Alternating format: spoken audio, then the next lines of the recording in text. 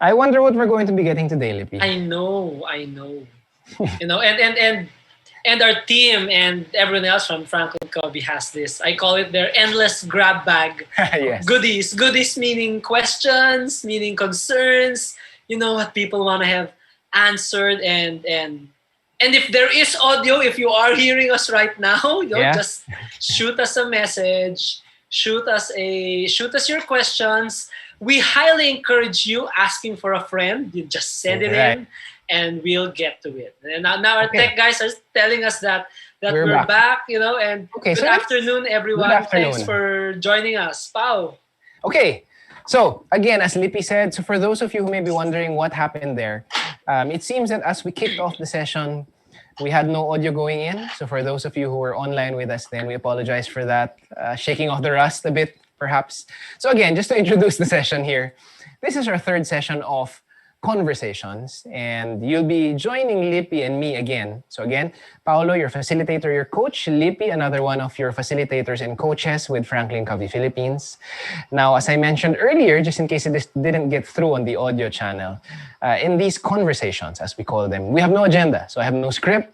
I have nothing to share with you in terms of today we're going to be discussing blank, because literally we take the conversations and we take off from questions, experiences, challenges that you have shared with us in chat, private message, previous sessions, or even as Lippy mentioned just a while ago, in the method of asking for a friend. So it may be that some of you may have coursed your questions through some of your friends at CLCI or FranklinCovey Philippines, and perhaps they were shared with us here.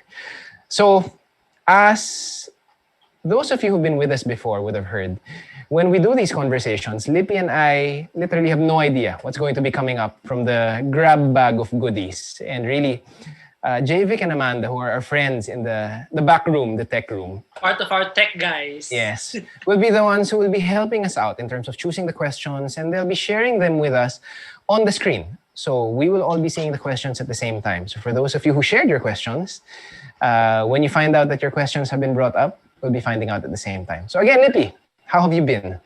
All right, nice. Thanks, Pao. And I've been good. Thank you. Family's been well, thank God. And just want to Good to say hear. for everyone of you guys listening in with us right now, okay, to just continue to take care, follow protocols, and keep healthy, guys. Right, our hearts go out to all of you, Absolutely. and we really wish that that everyone stays safe and healthy and happy in this time. Right. So maybe just before we kick off the conversations, maybe we should introduce again the idea behind what these are. So again, as I mentioned earlier, we'll be pulling out from our grab bag of goodies and questions and challenges. And Lippy and I will each be sharing our own perspectives, experiences. At times, we may agree completely. At times, we had differing perspectives. But most likely, what we'll often do is we'll build on each other's opinions and perspectives, taking from our own experiences, our own lives, FranklinCovey, concepts and principles, and even other areas of study and or expertise that we both have been exposed to. Lippy, anything you'd like to add to that? Yes, and we're both licensed facilitators with FranklinCovey. We're coaches here. We'll be sharing as much as we know and as we can, not only in terms of concept, but also with what we've seen has worked and what we've also applied in our lives to make it work and to tackle whatever question that has been shared with us. And we'd like to say hello to some people who are with us. So there's Right. City. Yeah, nice to see you guys again. Raymond, and then there's Richard as Richard. well. Thank you for joining us this afternoon. Yeah. So we're about to kick off the Holy Week. And it's going to be another one of those, what we thought would have been unique Holy Week. So I think this is the second time that we're doing this. And so we thought that it might be an idea to sort of look at it from that angle. So we can't guarantee, of course, that the questions will pertain to Holy Week, but it may be a good way for us to start our reflection, reflect on what we do, our experiences, how we approach those experiences, be they holy and religious or not. At the end of the day, really, it's how you live our lives. We live our lives and the behaviors that we take on. Okay, so Lippy, what do you think? Shall we get the conversation started? So let's get to it. I know that our tech guys have have curated the questions. We had such a good title today. You know, the title. Oh, I felt like I just won. We just won with the title alone. I had so much fun with that. So our tech guys have a high bar following that up for the next one. Agree. All right, let's get started. So Javik, if you will. Okay, so this is a good one. How to tell people that their prescribed solution is not a solution that works for me. Okay. Wrong recommendations, for example, people saying, kaya mo yan, huwag ka nang umiyak. Or take an anxiety webinar for employees having anxiety problems. Okay. That's an interesting one. No, this is so true. Yeah. And this hits home for me, Pao. Does it? Yeah. But you know, that is also why I'm interested about your perspective about this. First. I like what you did there, Libby. Okay. Well, I guess the flow may differ depending on you, depending on the person you're talking to and the relationship. And in saying that, I mean, I don't think there is a clear formula to this, but I think there are a few important aspects to the communication here. And there would be two sides of understanding is the way I would put it.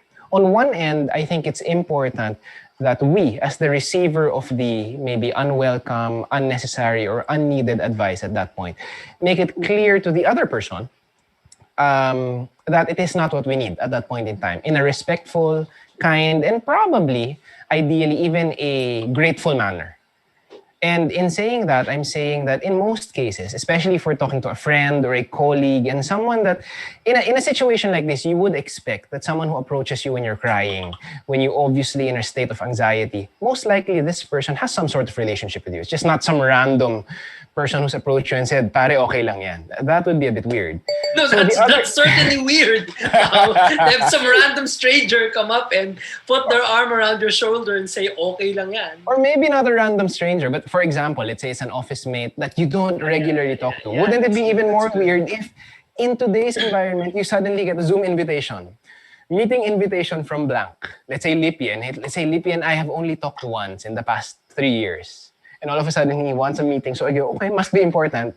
And first thing he goes is, I heard you're experiencing some anxiety. Okay lang yan. Then that's a bit weird. So the other end of the understanding, before I got derailed with my own comment, would have been to understand where they are coming from. Also, to understand what they mean to say. Now, when I said earlier that there likely is no formula to this, the way you approach the situation may vary.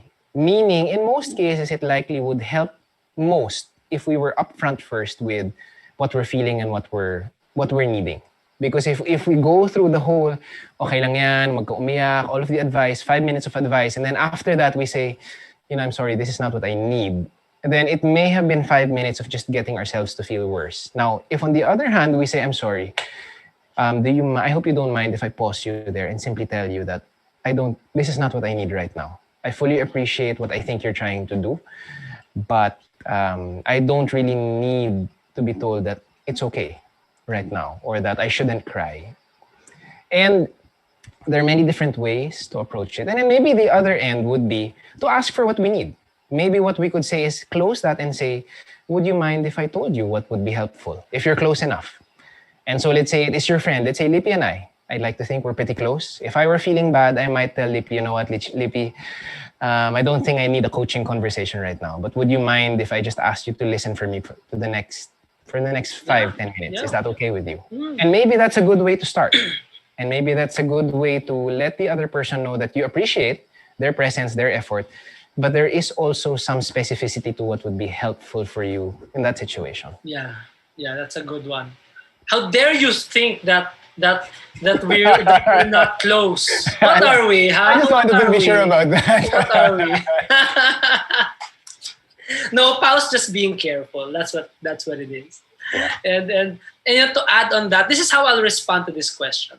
So first one, we know that people are well-meaning, or they can be well-meaning, but what they're essentially suggesting may not work for you. And so you can thank them, you know, I mean, especially if they're coming from genuine concern. But the tip here is you don't necessarily have to follow their advice. Agree. You know? In fact, my inquiry here for you is, right, if you're telling, if you know that doesn't work for you, do you know what works for you? What is it that you're actually needing in this moment? Because if that's clear for you, it's easier for you to then respond in a way that's still respectful, but at the same time, that honors what you know is right for you. Right. Especially if people can be a bit pushy and forceful. Right? They come at you and say, see, sabi sa'yo, dapat ginawa mo na lang to eh. Diba? And alam mo yun, sometimes people push their advice on you. And and you can respectfully say no.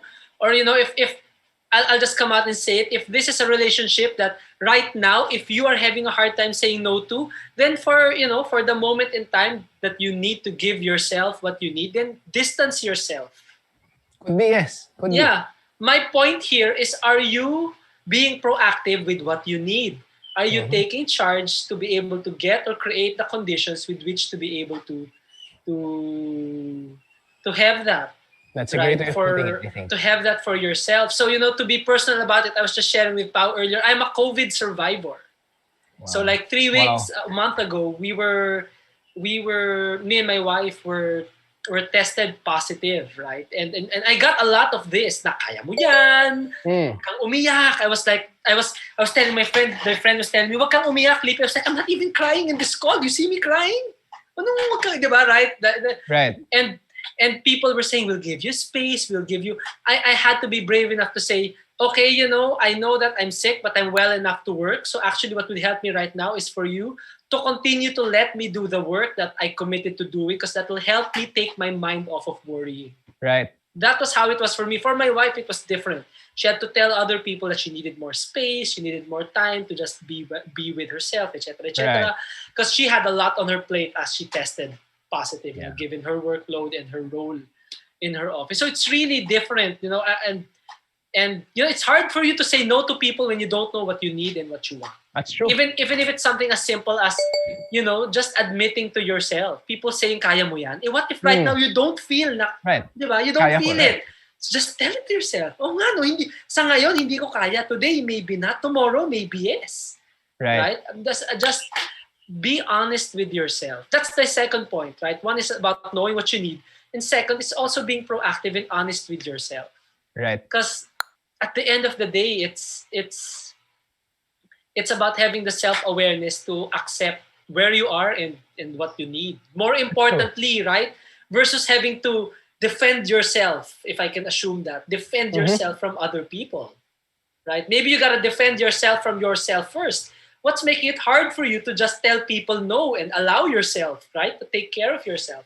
If I were coaching you, that's one question I might ask you. I think, and I like what you said, Lippy, about having a sense of awareness for what you need. And also probably, maybe sometimes we don't know exactly what you need, and I think you mentioned that earlier. Then maybe in that case, it's also having an awareness for what we feel like we don't need at that moment in time. And I think that takes a sense of courage, being able to express that to a friend. Because, and I know this will be a bit stereotypical, or this will be me stereotyping us, especially us as Filipinos. But I think one of the things that we tend to fall into is a discomfort for saying no, or a discomfort for saying no, thank you, and declining. And we feel like nakakahiya naman, para ang bastos kung humindi ako sa kanya. And I think sometimes that's what actually makes things worse, because we force ourselves to take on what we know we don't need in the name of pakikisama, in the name of not having conflict. And in the 7 habits, for one, we talk about having two C's, courage and consideration. And I think that takes a sense of courage. The willingness, the strength to say, you know, I really appreciate. As Raymond said, most people are well-meaning. So we say thank you. Thank you, I really appreciate. I can feel that you want to help me out here.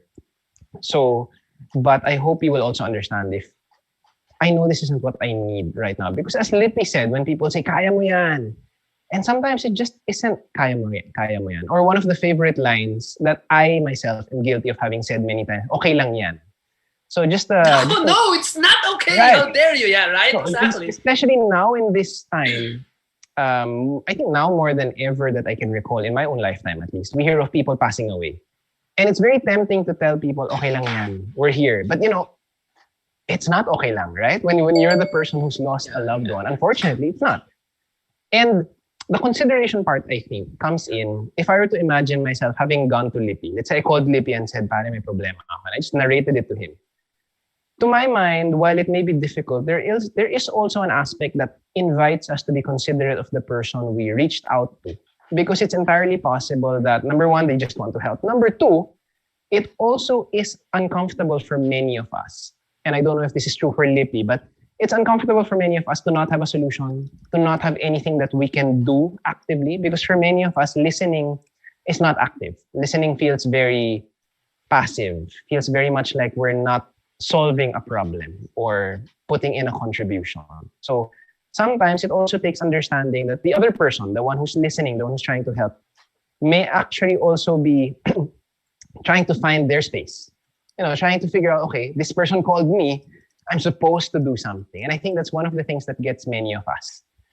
The feeling that I have to, I'm supposed to. Like, I'm not supposed to be anxious because I'm the boss, because we've been through this for a year. I cannot be anxious. Or, trabaho lang yan, napakaliit na bagay. Dapat kaya ko to. And, that just amps up the stress. Mm-hmm, mm-hmm, mm-hmm. And I just want to offer to everyone, a twist. So go ahead. I like to. And at the end of all of this, maybe there's something that they're saying that you can consider and try.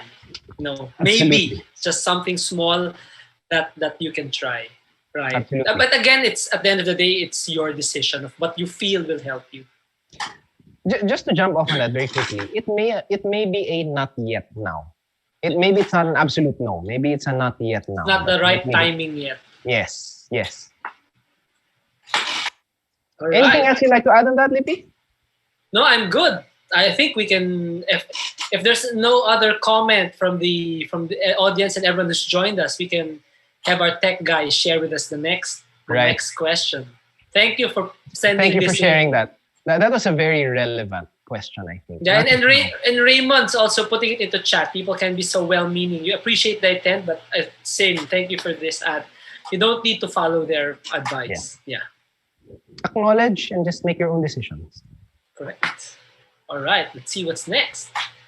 Okay. All right. Yes. All right. Let's read it. 1 year anniversary of lockdown. Situation still the same. Feeling frustrated and helpless. So let me go back and kaya mo yan? No, that's not the right thing to say. Wag ka nang umiyak. No, that's not. No, I feel you. We feel you. We're in the same boat. I don't. My anniversary gift of lockdown is having COVID. Yeah. That is so crazy. And this is so do I just say yes to this statement? Yes, I feel you. I agree. And do we move on? Because we're in this, and I think what we can do is probably say yes, and then maybe share some things that could help, and they may be things that we can do or things ways in which we can approach it. Lippy, I'm interested to understand, beyond the yes, we feel you, what other thoughts are there lurking behind? Another, what I want to offer to everyone who's feeling this way is, I just grab hold and be clear with what are the ways that you can take care of yourself. Because I'm in this situation, my wife, we just had this conversation where she just bluntly said, it's been a year and it's like nothing has changed. And, it hurt the both of us to say that, right? And, anchor yourself on what helps you take care of yourself. Mm-hmm. And anchor yourself on, I dare say, what's important for you. Yeah. And acknowledge the feeling, because sometimes it's hard. I mean, trying to soldier on and think, oh my God, it's gonna be another year, and I gotta stay strong for my family, etc., etc. You gotta allow yourself space, and just acknowledge how you're feeling. If you're really feeling frustrated and helpless, that's your point A, right? I mean, just acknowledge that. Because from the acknowledgement comes, okay, do you want to stay frustrated and helpless? Right. And and and as my wife, our tech guys told us not to make this political, but then my wife goes and tells me, yeah, that's right, acknowledge feeling frustrated and helpless. And after you've acknowledged that, go out and register to vote. That's what she said. Well, if that's what you feel will help you moving forward, then perhaps, yes. Yeah, but this is tough, because it's tough.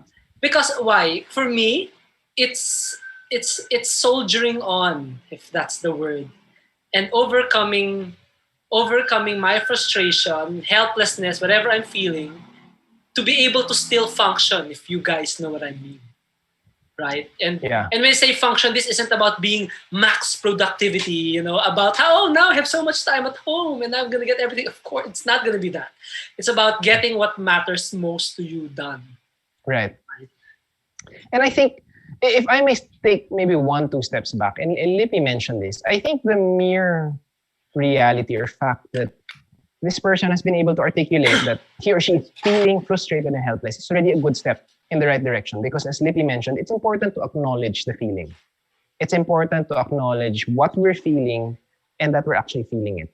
Nowadays, even prior to COVID-19, there's a lot of talk about mindfulness. And I think this is one of those situations where mindfulness can definitely come in. And in saying that, what I mean is, I think there are several parts to this. One, Lippy mentioned earlier that we're all in the same boat.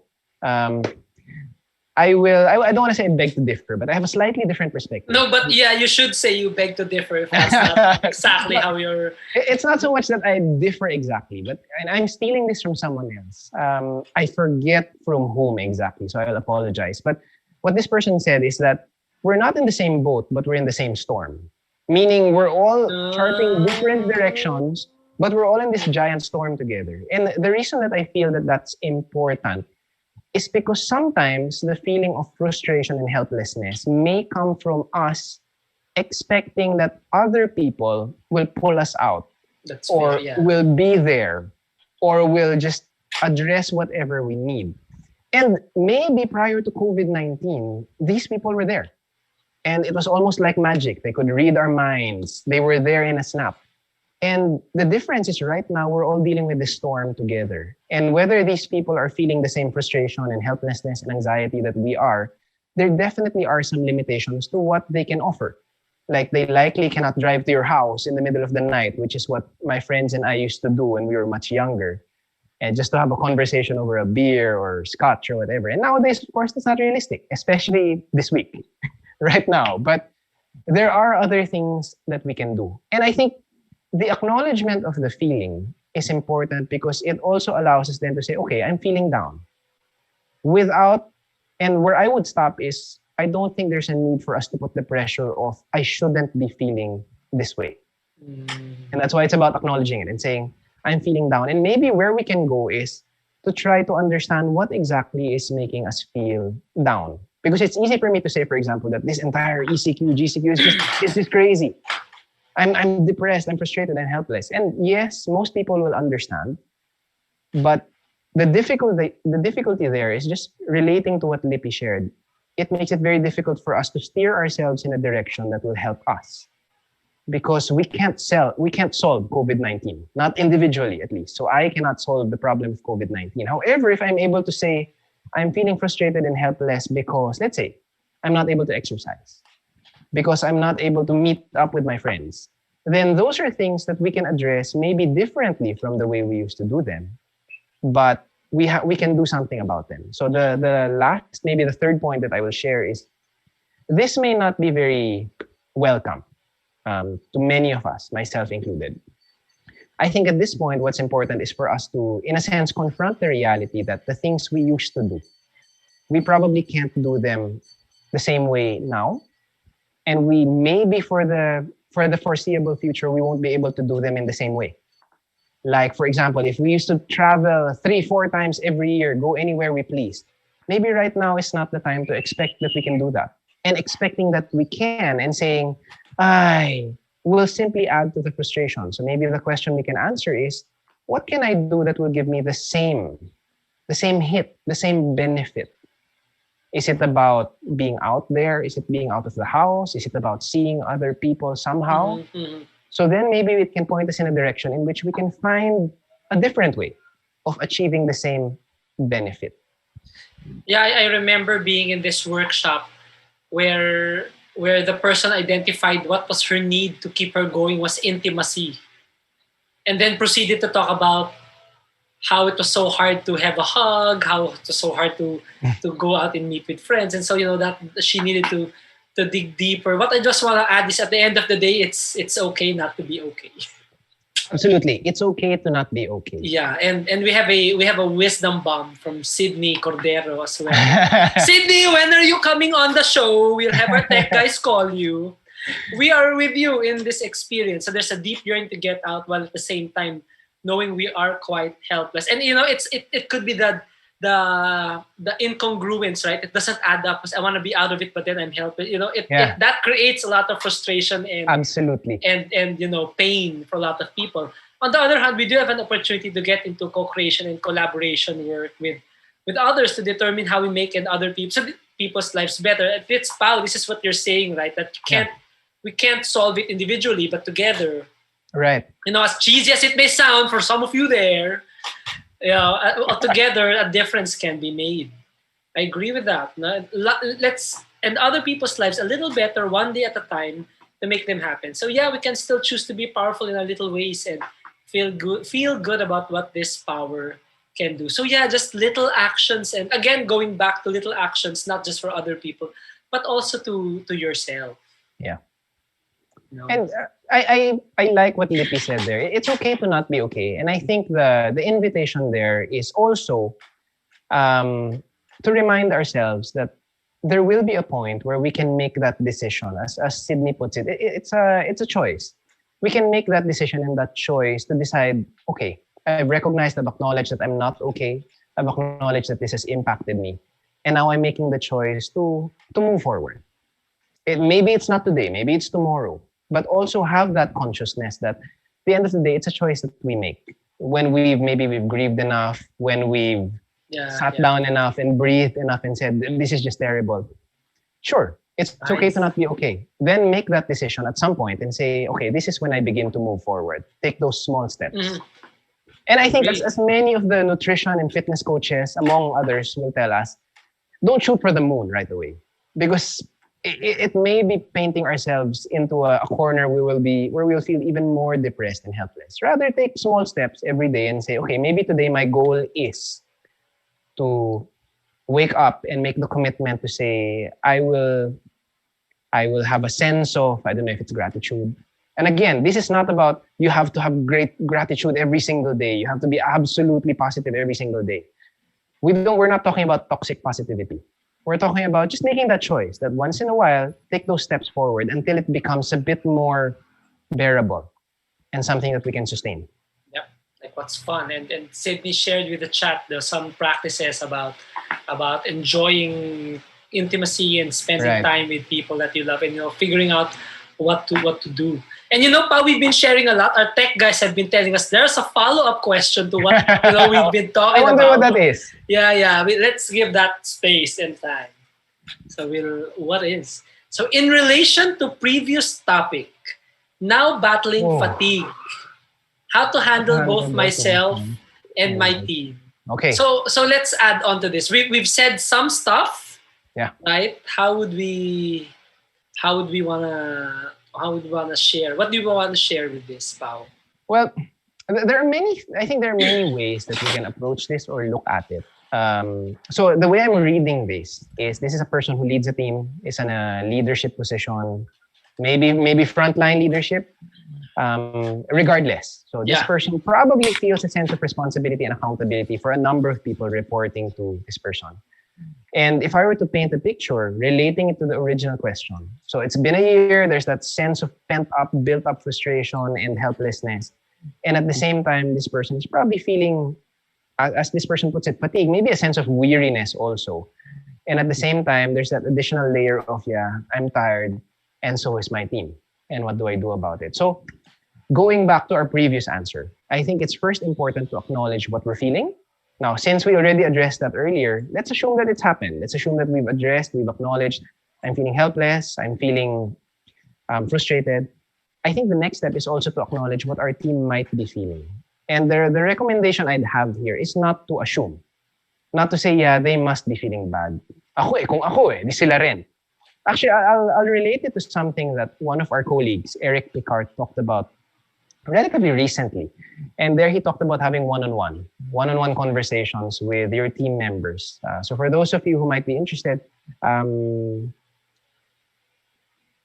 get back to that. But we do have sessions where we share meaningful insights. So Eric Picard shared how he recommended having meaningful one-on-one conversations with team members. And now the one-on-one is sort of a coaching session without necessarily having to be a licensed coach. But it might be, let's say I were to imagine myself in the place of this person, and Lippy is one of my team members. I might say, Lippy, would you mind having a 30-minute conversation? I just like to check in with you.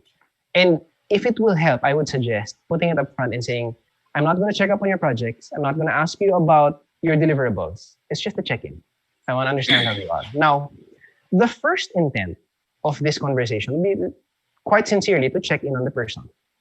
But one perhaps unintended effect, I think, would be that conversations benefit both sides. If the conversation is open enough, if the conversation is honest enough, and if it's not about going after deliverables for those 30 minutes, if it's really a human interaction, then really I think what you will find is that the conversation may very well benefit the both of you. And rather than feeling I'm fatigued, I'm helpless, I'm frustrated, the feelings may not go away entirely, but it may actually feel like, you know what? We share something here. There's that sense of connection. There's that sense of understanding. And that alone may give you maybe a boost of energy, maybe a boost of inspiration even. And that may be a good start. Just to share, Lippy mentioned earlier that we're both coaches. What I've found through the few coaching conversations I've had is that in most coaching conversations, I actually walk away with having taken something from it as well, even if the person approached me to have a conversation that would help them. So I think that's how I put it. Sorry, long first answer, but that's how I would put it. So in one sentence, Pao, what is the long first answer? In one sentence, what I would say is acknowledge the feeling and then acknowledge that the team members may also have similar feelings, but don't assume. Have conversations with them. Have meaningful human conversations with them. Yeah. My long sentence for this is be open to asking for help. True. Yes. Because I'm hearing you battling it, right? So what are you also doing to get help yourself? If you need to talk to someone, if you need to get some time off for yourself, if you need to, have those check-ins with the team, and at the end of the day, also involve them. Because this is not just about you handling them, right? It's also about you leading them. And so one way you might want to do it, right? I mean, maybe not exactly, is you can have those one-on-ones and then, have a team meeting about it, and this is what people are feeling, and then you can talk about, as a team, where are we? What's the reality? How are we? What's the possibility to support each other? Just to articulate what people need and what people can contribute as well, right? So that's also asking for help, because that's not you as the leader trying to provide everything for your team. Absolutely. Right? You gotta lead your team to learn how to provide what they need for themselves. So at the end of the day, that's my long sentence. Be open to asking from help, whether that could be inside of your organization, could be outside, could be someone someone you can trust, and someone you can just talk to and just share how you're feeling and what's been happening. Maybe that might help you. So yeah, and it's a unique situation. Mm-hmm. We're just sharing, what we feel has worked for us and what we've seen. But this is every time I hear something like this is a unique situation, because it's you. You will know best how to be able to battle your fatigue and handle yourself and Right. then begin to handle your team, whatever handle means. And I think one of the things here, and I'll go back, is that um, approach this as a human experience rather than focusing on I'm the boss, I'm the leader, and they are my team members. Yes, there is that aspect, and it will not go away. But my perspective, at least, is we are all human beings first. So if we can have that shared experience, as Lippy said, ask for help. Don't assume that you have to solve the problems for everyone. Just have that conversation and say, you know what? And one of the things that helped me, and I'll share here from my own experience, I do lead a team myself. And one of the things that's helped me, and it doesn't mean it's always perfect. There will be hard days. There will be days when frustration will come in, both for me and maybe my team members. It's just be open about what the experience is like. What are the frustrations? Where is it coming from? How is it impacting you? Just because you're the boss doesn't mean you have to be invincible. Doesn't mean you have to be all strong and macho and indestructible. Because very often what we find is when we have that wall, when we have that feeling that we have to be the strongest, I have to pull the weight for everyone, it usually becomes counterproductive because we just keep bringing ourselves down, and eventually we may bring the others down with us rather than helping one another stand up. Yeah, exactly. We have some input in the chat. So we have Lirio. Lirio, yes. Joy. No, Lirio, thank you for joining. Our tech guys will reach out to you when are you free. We also want you on the show. Use appreciative inquiry. So what Lirio is telling us is to recall positive deeds, affirm. So focus on positive, focus on shared visions. This is also something that you can do, right? And I'm seeing this as a perfect follow-up to what we just said about acceptance and checking in with our team members, right? And there's also Raymond as well. No? Raymond, when are you also available? I'm just singling out people, who want to join us on this. Reaching out and make yourself available as an empathic listener. Nice, right? Could that possibly be something like, hi, Pao, I'm here. I'm noticing that you're having a hard time. But if you just need someone to talk to, just talk to me. But not necessarily pressuring Pao to, Huy, okay ka lang ba? Mag-usap tayo. Diba? Right, not like that, right? And potentially a synergistic partner seeking new possibilities. Right. And so there are many ways, as you can see. Lippy and I have shared our opinions. Lirio, Raymond have shared their opinions. If we were to read through what Sydney shared a while ago, actually many of those concepts will also apply to this question as well. So I think it's a matter of understanding when we can bring these ideas into play. It probably wouldn't be the best approach to just dump everything into one meeting or one conversation, because that would just don't. Please don't. Take small steps. This is our request. Don't do that to your people, please. No, and to yourself, right? And to yourself.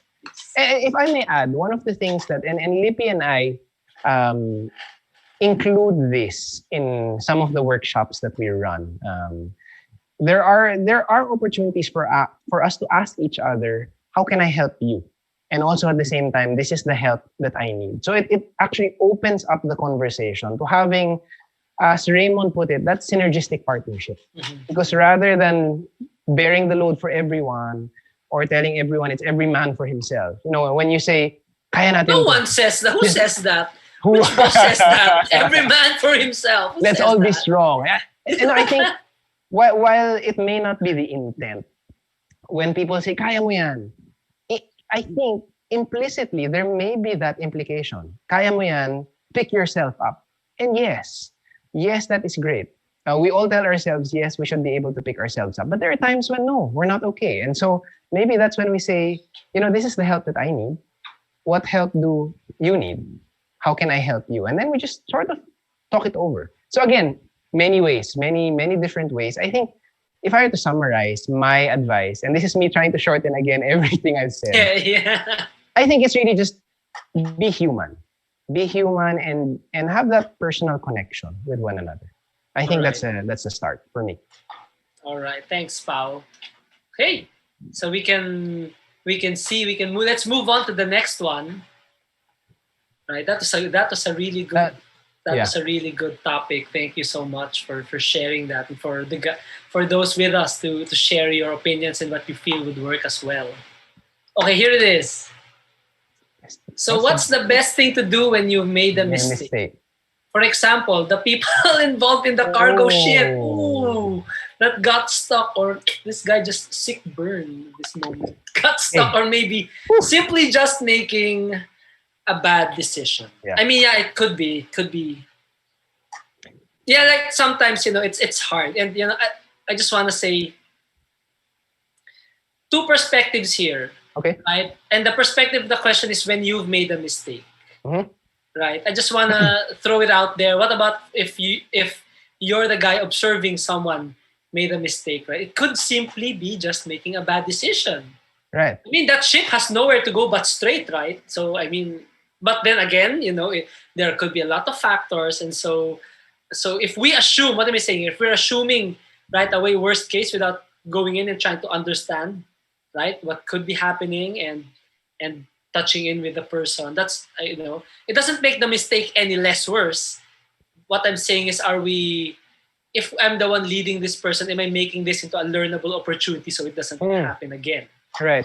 Right. So having said that, let's park that and let's go to the question. So what's the best thing to do when you made a mistake? Off the top of my head, Pa, what I'm thinking, alam mo ba? Do you know you've made a mistake? That's true. That's a Have very you good accepted the fact that you've made a mistake? That's right? a fantastic question. Because it's hard to think about an answer to this when you feel like you didn't make a mistake, but everyone else is saying, hindi, mali yan, that's a mistake. Well, I think that's a great question, Lippy. And I think it's something that many of us, myself included, obviously, fail to ask. Do I know that I made a mistake, for example? I think, and so Raymond just came in with his own opinion here. So he says, acknowledge and apologize, come out clean, now and soon the problem will be part of the past. Deny it will be a bigger problem in the future. And I think that this is generally true, I think. So if just going back to what Lippy shared, first, yes, maybe have that sense of pause, perhaps, to recognize that something's wrong.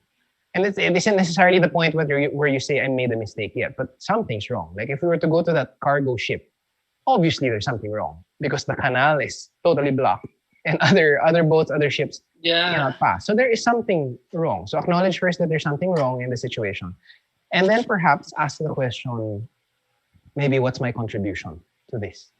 What have I done to contribute to this? Or what have I done to help the situation out? Now, Raymond says acknowledge and apologize. I read somewhere, and I understand this, it isn't easy, but I read that the best apology is to simply say sorry.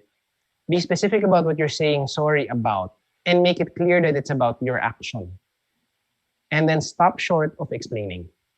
So for example, if I did something to hurt Lippy, and I keep doing this, Lippy and myself, because I don't want to single anyone else out here. Since we're the two people on your screens, then let's say I did something to hurt Lippy.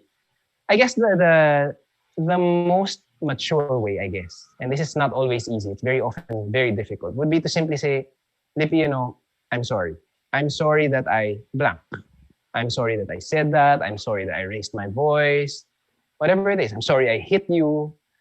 And stop there unless you know what the impact is. And you can continue there and say, yeah, I know it must have felt really bad. Or I know it must have damaged the trust that we have. If you have that sense of awareness. And then stop short of the explanation. Because very often when we explain, we tend to go, ikaw naman kasi. Kasi alam mo, when you said that, you're justifying, right? So I'm sorry that this happened. Kasi pero naman sila ganito kasi na, or not even the person, but even, pero kasi ganito. Something else, right? And traffic kasi, kaya ganyan, di ba? I mean, it just digs you into a deeper hole. Then it says, sorry ka ba talaga? yeah, it's the best thing is really as what Raymond said, acknowledge and apologize. I'm adding another A. It's to be accountable. For what it is that you made a mistake for, right? So if it's something within your control, right, do something about it. If you need help, again, don't be don't be afraid and be humble enough to ask help. Dr. Covey shares in the 7 Habits as part of thinking win-win, right? If you're going to bow low. Mm-hmm. And to really be acknowledging and accepting of the mistake that you made. And, sometimes, So we've said a lot of attitudes actually. So just to bottom line what I was saying, the best thing is really have an attitude of humility and acknowledgement and acceptance. Because what you do is gonna differ from moment to moment, situation to situation. But having a attitude of humility and being accountable and accepting that it is a mistake that you made, I feel would help you figure out what it is you need to do in that. right, in that right. moment. And I think just going back to, I like what you said, Lippy, about being accountable for it. And I'll also go back to earlier on, you said something about first having that awareness of having made a mistake, and then also trying to figure out what can I do about it. And I think earlier I talked about apologizing and not explaining. My perspective on that is, and this is perhaps the most ideal situation, and I don't know if all of you will agree, would be to say sorry, apologize, acknowledge, own up to it. And then if there is an explanation, if it isn't asked for, like if the person doesn't say, bakit mo nga ba ginawa? Then don't even share it. Keep it to yourself. And to my mind, it's a valid explanation, it's an honest explanation and not an excuse. If when you think about it internally, it allows you to figure out, okay, what can I do about it now? Or what can I do to avoid the same mistake in the future? So it becomes a question to ourselves, like, okay, I made a mistake. I hurt this person I didn't intend to. There's a reason for it. But okay, I'll stop short of sharing it now because I don't want to sound like I'm defending myself and blaming, because very often we tend to blame the other person eventually. And just ask the question, okay, if it is a sincere explanation, then what does it allow me to do moving forward? And Raymond shares in the chat, be like bamboo. The higher you grow, the deeper you bow. Wow. This is a tongue twister here. Right. And so I just want to add, what else that I feel you could be doing? The best thing also that you could do when you've made a mistake, don't be too hard on yourself. Oh, true. Yes, don't beat yourself. So let me share a story. There was one time I was with this team and we were going to a company to coach some of their managers. Early morning, and so I talked to my team and they say, where are we going? We're going south. So Laguna was the okay. And then say, okay, we'll meet at the same usual place, right? And so I end up going to our waiting spot if we were going to a project that's up north. And it had not landed on me. And then the team principal calls, our leader, and goes, Lippy, we're outside the restaurant. Where are you? I'm like, I'm here at the restaurant. No, you're not. We just went inside. I'm like, where are you? We're here at so and so in Pasig. I'm like, oh my god, and I just it was like, what? And then okay, then they said we'll have lunch here at this gas station going south, which is just about right. We can shave some time there, and then we'll wait for you. I'm like, okay. So I was on the way, I was beating myself up, but then I thought to myself, well, what happens when I arrive there? Beat myself up again in front of them? It's not gonna help me. So we just laughed it off. Yeah. And it just became a funny anecdote between me and my team. So now every time we go south, they will say, "This is where we're meeting, Lippy. Remember, it's not gonna be in that other spot." And that has scared me enough to ask that question again. But what am I saying? It could have gone the other way, meaning I could have not forgiven myself and be doubly hard on myself, right? And imagine, right? You've had your fair share of teams, Pao. And you know what it's like to work with someone who's so self-absorbed and frustrated and angry about something, and how they perform as well. Right. So, don't be too hard on yourself. And so just to go to Lippy's story there, if I were to imagine Lippy having beat himself up and not let go of that negative emotion, again, it's not wrong to feel bad. Of course you feel bad. You made a mistake. Once you acknowledge that mistake. But if Lippy had hung on to that, what likely would have happened, if I were to imagine it, correct me if I'm wrong, Lippy, might have been, he just sustains that negative emotion even as they're already going in the right way. And people are saying, oh, who's that? It's just, trip. And it's not going to help anyone. It really doesn't do anything moving forward. That's right.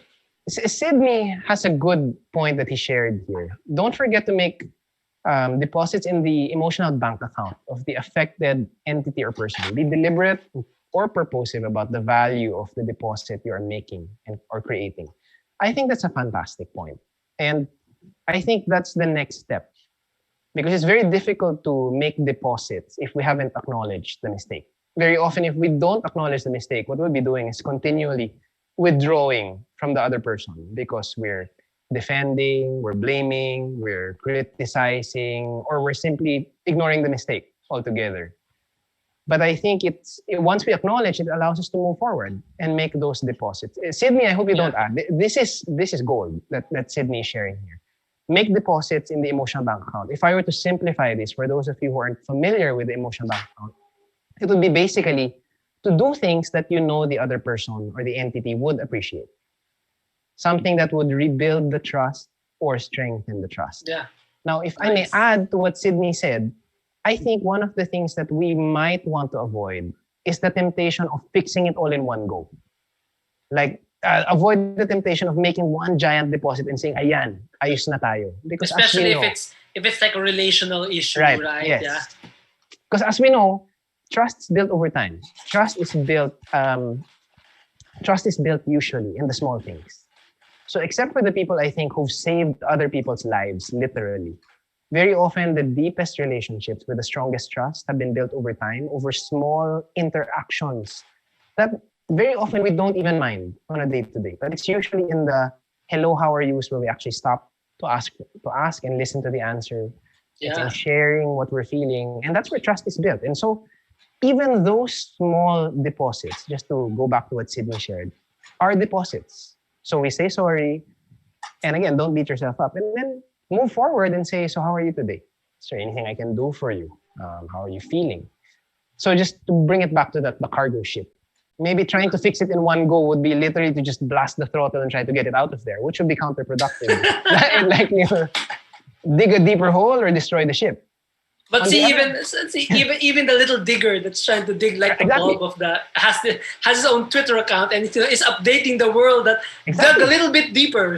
Ship is still stuck. Like small deposits every day, right? Small deposits every day, small actions every day. Sydney added, highly conscientious people will always be hard on themselves. That is true. They need to have an opportunity to atone and make things better. So give yourself that. Yes. Thank you again. And Raymond is sharing, forgive yourself. That's what Judas denied himself. So this is a Holy Week reflection. And you know what? Maybe some of what we've been talking about here can be your Lenten sacrifice for yourself and for other people as well. And thank you for that. I just want to put it out there. Sydney, our next show is April 19. Check your calendar. Get back to our tech guys. All right? Send this guy the invite. We want him on the next show. Yeah. I think if I may add, and this is coming from what both Sydney and Raymond mentioned. I know I've been monopolizing this particular question, maybe sorry. But monopolize away. I think an important point also here is let's assume that you are a responsible, highly conscientious person. And not someone who deflects, defends, passes blame. And so you actually take accountability. I think one important step also is to acknowledge to yourself that it's about an action, a behavior, and not about you as the person or not about your character. Because when you start beating yourself up and saying something like, lagi na lang akong mali, or you say, I did it again, I can never get that right. Or let's say that person who crashed the ship, I must be incompetent, something must be wrong with me. Mm-hmm. Then it actually serves as a barrier. It doesn't help you move forward because now you've actually dug a hole and criticized your character, your person. You've made it absolute. Let me put it this way, right? When we make a mistake, that's an action, it's an event, it's not a label. Right, yes. Right? You haven't labeled yourself that I made a mistake, it's not I'm a mistake or I'm unworthy of etc., whatever it is, right? So treat it as what it is. Right. And this is funny, but Amanda, I'm sorry, I will single you out here. But it's funny, Amanda made a comment in our back room pertaining to what Raymond said. And I think it's actually particularly relevant, which is why I'm bringing it up here. I'm not doing this just to single people out. But I like how Amanda pointed us to the words that Raymond used. Forgive self. And we feel it's particularly relevant given the Lenten season, given Holy Week, this idea of forgiveness. Of course, we can forgive anytime, and that's really what we encourage. But I think it's a particularly good reminder now for us to forgive not just others, but forgive ourselves.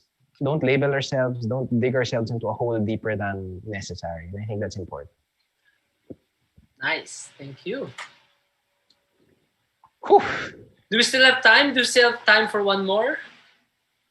I'm game for it, but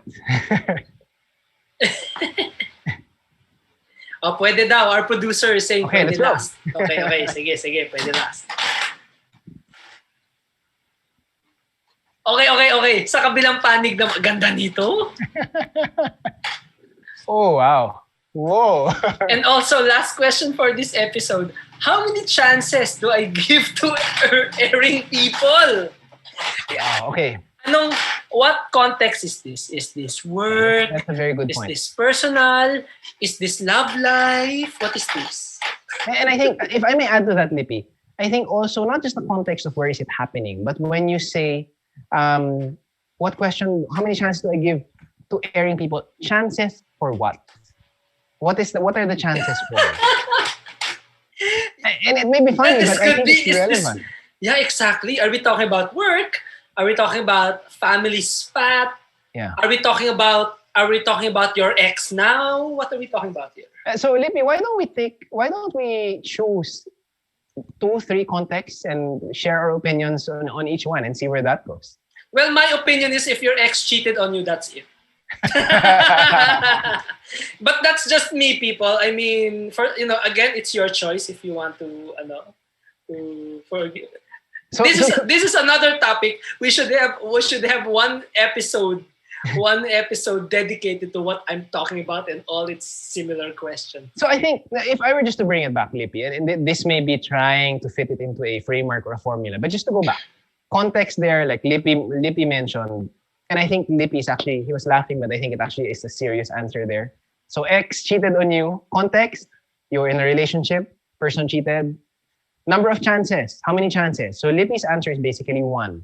If I were to extend that, and Lippy, correct me if I'm wrong. It's 0. No, so that's it, done. 0 extra chances. No, right? again, but see, what is the chance that when you say chance, meaning chance we'll still be together? Right. Maybe not. But I can forgive the person. Absolutely. I can come to terms with it, but maybe not continue to be in a exclusive relationship, Right. etc., right? So again, the context and what are we really talking about when we say chances here? Again, it really depends on the situation and what is clear for you and what is important. And that the tech guys are putting in their answers in the chat. This is a topic they want. So this is abangan, people. This is an upcoming episode. But so again, and I like how Lippy put it there, it's so chances 0 for us to still be in this relationship. But chances to respect you as a person, chances to forgive you as a person, then maybe more. So again, it's a matter of the context, and as long as it's clear for you why, I think that clarity is important. Clarity of why. And maybe for Lippy, if I were to imagine myself in his situation, maybe it's 0 chances because maybe I know myself and I will not have the ability to forget what happened in the past. And so there will forever be that hanging doubt. I may have forgiven you, but the wound is still there. And maybe that will make it be a bit too difficult for this relationship. So let's shift this into something a bit more professional. Let's say it's at work, right? Yes. Let's say it's Pao is like, yes, agree at work. Okay. Just making you uncomfortable a bit. Okay, so how many chances do I give to erring people? Let's say it's at work, right? My attention here goes to when you say how many chances, I'm assuming that means this person has done the same mistake over and over again. Mm-hmm. Right? So then I'm asking here, why isn't this person accountable for the consequences of whatever it is that they're not doing? Maybe it's not being served.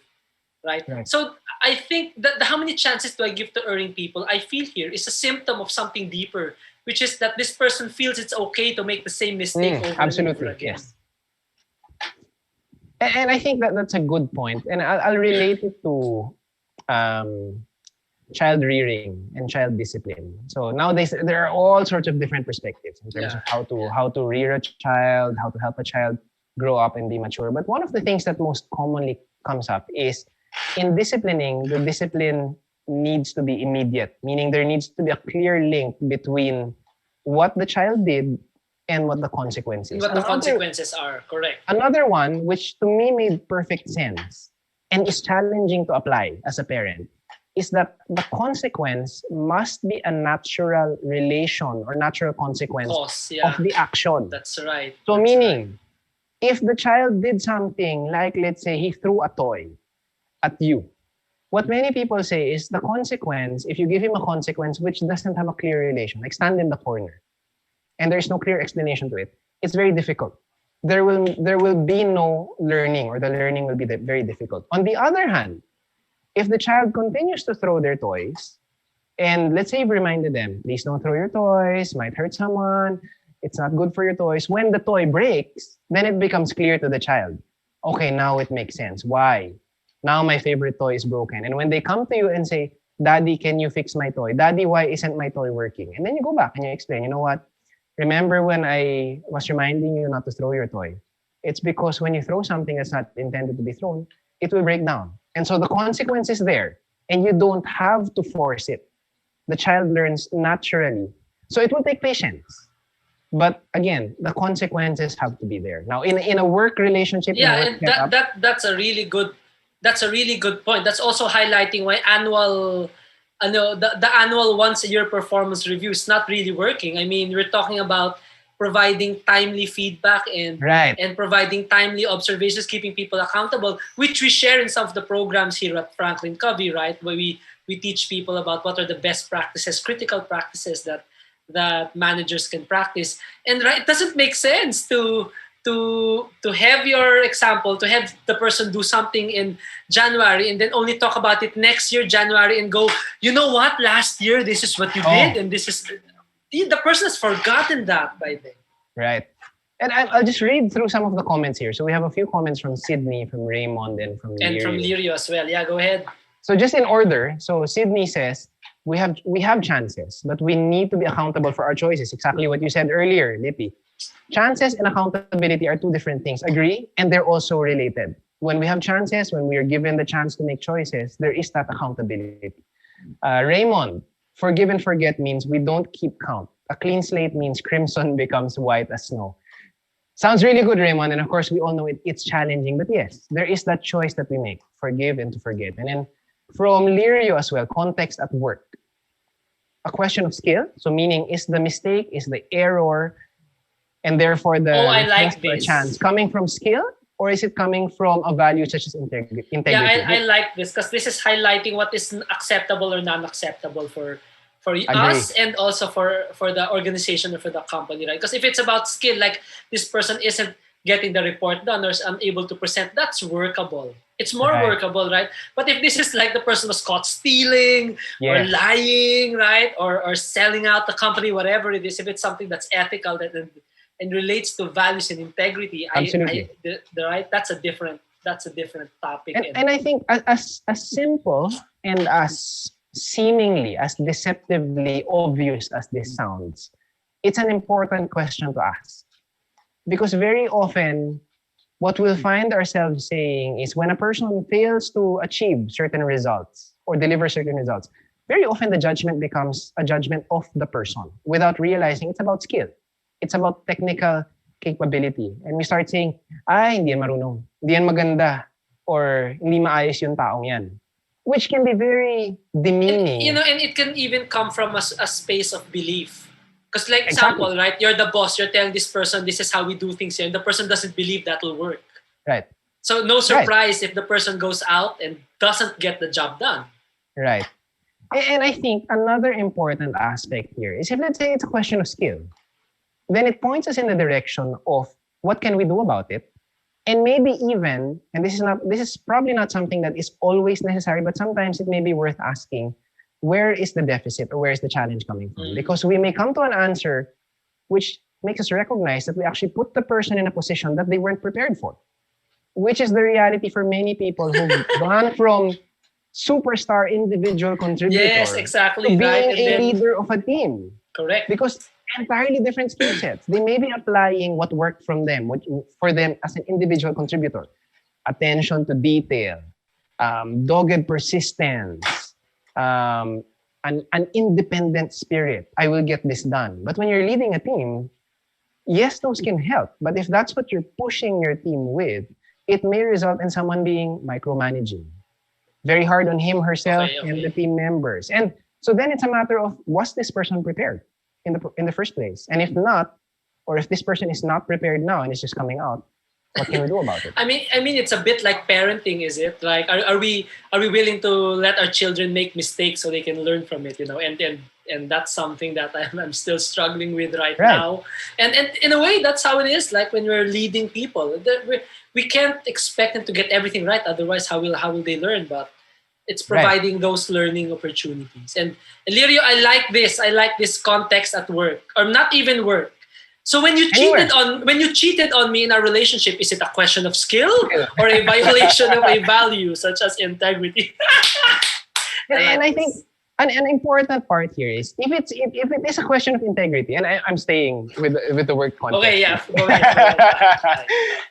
If it is a question of values, let's say it's not integrity, let's say it's values. And let's say the company has a certain set of values that do not perfectly agree with the values of this individual.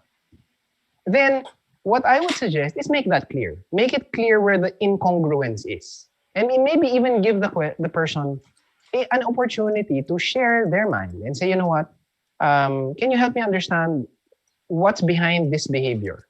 Whatever it is. So for example, it might be, for this person, the value might be family comes first, which to him makes perfect sense. And who knows, maybe at this particular office, the value is we put our heart and soul into the work. No limitations. Just assuming, I'm just making this up as I go. So those two may not seem incongruent at the onset. But when we have limited time, limited space, when we have limited resources, all of a sudden they come into direct conflict. Yeah, this is bringing a story. I remember before I had a team member, 4:55, the guy would be at the clock with the card. 4:55. We were all like, why is it? There's still time, right? I mean, why? That's so blatant, etc., right? Only to find out later that the value here was family. The guy had a newborn son, so was rushing home, to take care and be with his family. So yeah, that's right. I totally agree with you, right? And if we take time to check in and understand where people are coming from, what's their perspective, we might find that maybe there's a value that's important for them that's not necessarily in conflict with what we also find important or what the company finds important. But then it's being displayed. Yeah, right? However, it's being displayed in a way that's not expected or that people don't know how to, have it encountered or maybe they deem it as unacceptable. Right. And I think at the end of the day, I'll just go back, and this may seem like me setting this aside, but to my mind, we started by saying you also need to be able to set consequences. In a sense, this is really setting boundaries. And in saying that, so for example, Raymond says, company HR policy usually outlines consequences that are carried out accordingly. So 2 or 3 strikes after verbal, written warnings. Yeah. I think Raymond points us here into a great or a very real scenario, which is that there usually is an escalation. There's a warning. And there's a system, right? Meaning if we work in a company, at the end of the day, you have to know this. This is also another way of asking for help, right? If this person of yours keeps on making the same mistake, maybe it has to go through a system. Because this is also accountability, right, Pao? And yes, and I think in order to enforce that accountability, there has to be a sense of consistency. You cannot apply one set of consequences today and then tomorrow, because it's a bit more uncomfortable kasi kaibigan mo yung nagkamali, all of a sudden it's okay. I hear all the HR people I've worked with throughout my career tell me, make sure to document everything, guys. Absolutely. Make sure to document everything. But take note, very often documentation, as they say, and I learned this very early in my career. For those of you who don't understand the acronym, I'm sorry, but for very, very often documentation is about CYA, they will say. But in truth, it can also work the other way, because if you document it honestly and truthfully, it can very well serve as evidence that something was not done right in the future. Right. Yeah. And Pao, sorry for all of our viewers who might not know what CYA. Well, CYA is cover your behind, basically. We can't say that word. We can't say that word here. No. But yeah, that's exactly right. Not having an intention of not just, making sure that you cover yourself, but the intention here. Well, in this case, right? If it's a person making the mistake, the intention is not only to document the case, but at the end of the day, it's a fact. You can always go to the person and say, these are the performance numbers, these are the facts, this is what happened, and you can't deny these, right? Because the last thing you want to happen when you're in these conversations is make it a he said, she said thing, Right. if you know what I mean. So to go back, and we've said quite a lot, and I sincerely believe that pretty much everything we've said here and everything that Lirio, Sydney, Raymond have commented Raymond, is yes. relevant. But to go back to the original question, how many chances do you give? Now, I'll give my own personal opinion. I can't give you a number. I don't think there is a number. It's not about the number. Yes, I won't go into religion or biblical truths here. But 7 what by I will 7, say is, yeah. yes. So, but what I will say is this. I will say give as many chances as you can give while you feel you are still honestly respecting your dignity as a person and or the dignity of the organization and the team, as well as the other person. So if you're to ask me, forgive as much as you can, as long as you feel like you're still respecting your dignity. And then the consequences will follow. Because the consequences, and this is, I think, one of the final points I will make here. Consequences, to my mind, should not be about vindictiveness. It shouldn't be about, dahil sinaktan mo ako, getting back at the person, right? And it's a fine line because very often the consequence is a punishment, or at least that's the way it comes across. The consequence, to my mind, and this, to my mind, also has to be clear to the recipient of the consequences, should be about helping the person move forward. So for example, if it's about being in a relationship, being an employee, it's about helping that person move forward, either staying in that relationship for the next relationship or staying in the company or in their next job and doing it without making the same mistake. Or while learning and recognizing that I've made this mistake in the past, what can I do about it? And at the same time also, it's about being able to draw that line where you say, yes, we're friends, you're a human being, we're office mates, whatever it is, but I also need to respect myself. And again, stop short of the vindictiveness because that really just results in people hurting one another. It's about forward motion for both of you. For me, as the person who was wrong, let's say, and the other person, the one who made that mistake. So I will give as many chances as possible that still respect myself, but I will, as Lippy said, try to set those boundaries and make those consequences clear.